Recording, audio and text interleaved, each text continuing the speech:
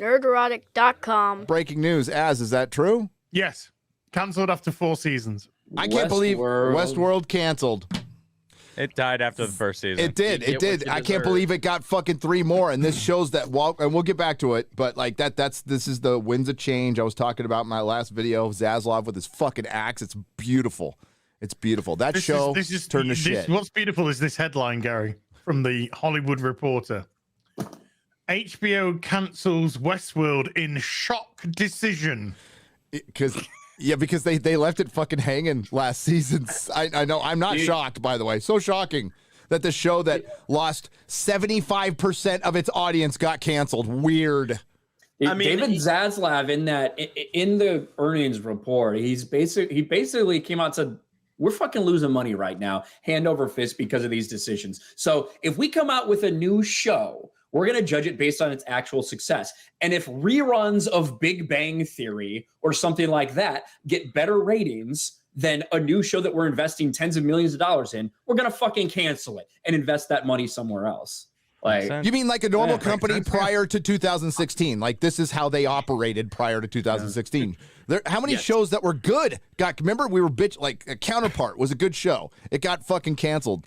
It got, it's got everything you want in a show. It was diverse. It was everything. It was a great show, and they fucking canceled it because it wasn't getting watched by enough people. Ash vs. Evil Dead was a fucking brilliant show. Wasn't being watched by enough fucking people. It got canceled. And then all of a sudden, like, they stopped canceling things like Star Trek Discovery, and they just let it go on and on and on, and permanently damaged the brand of Star Trek forever to where you've, like, devalued it by half, even if they wanted to fucking sell it. Like, because of woke identity politics. They couldn't cancel a show with a black female lead, so they'll just eat millions, tens of millions of dollars. It's ridiculous. And now they're like, we're going to read an article later where they're kind of waking up to it going, oh shit, maybe we should have hired POTs, people of talent. I like that. I mean, it makes me wonder how long it'll take for Rings of Power and Wheel of Time to get canceled, because I was like, those shows are awful. And they're just going to waste money on them. 2 years, dude. After those second seasons. Amazon actually has fucking money. That's the difference. Yes, but or Warner Brothers has no fucking money. You're right. Like they're $50 billion in debt. They had to put out a statement saying we only have enough money to release 2 movies through the rest of the year.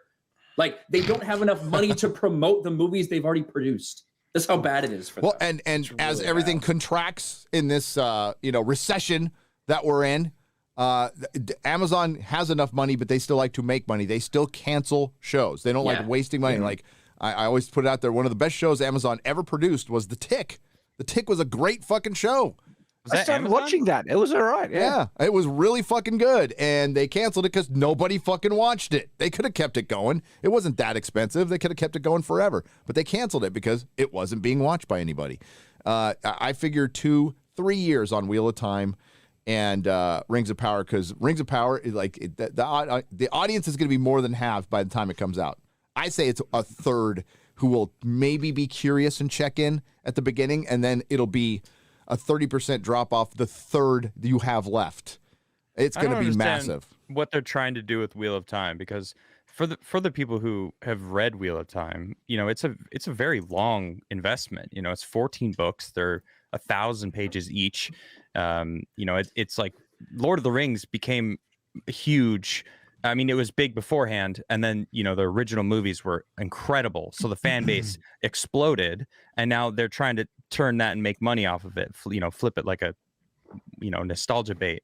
But Wheel of Time, the people who already know about Wheel of Time, it's kind of like it's the starting point. They're trying to basically make what Peter Jackson did, and they're failing miserably.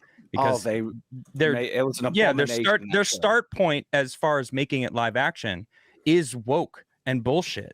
Instead of having like a true representation of what it was, they're man, I'm really sad about the Wheel of Time. Shad, do you agree? I mean, it's it's a knife in the heart what they did to that property. The books Agreed. are still great, and Amazing.